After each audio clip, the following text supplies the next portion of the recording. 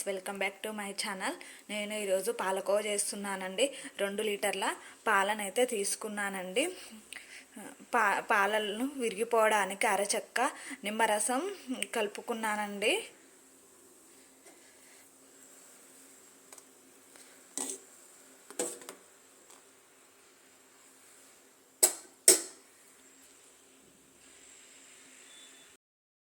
పడ్డాయండి పాలన్నీ. 2 లీటర్ల పాలు దగ్గర పడ్డాయి. ఇంకో 5 మినిట్స్ ఉంచుదాం. ఇప్పుడు 1 కప్పు షుగర్ యాడ్ చేస్తున్నానండి. ఒకవేళ సరిపోతే టేస్ట్ చూసి మళ్ళీ షుగర్ కొంచెం వేసుకోవచ్చు. ఇంకా 5 మినిట్స్ ఉంచుదాం.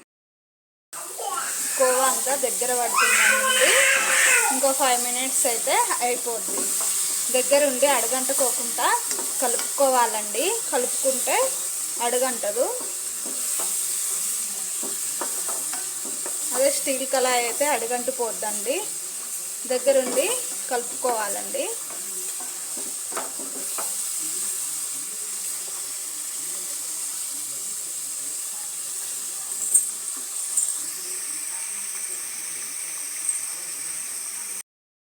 ప్లేట్ పక్కగా పెట్టుకున్నానండి. ఇప్పుడు ఈ పాలకోవని అందులోకి ట్రాన్స్ఫర్ చేద్దాం.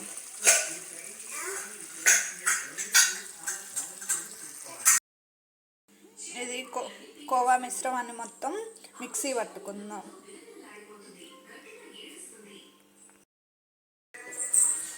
ఇంట్లోనే ఈజీగా పాలకోవలు రెడీ చేసుకోవచ్చండి.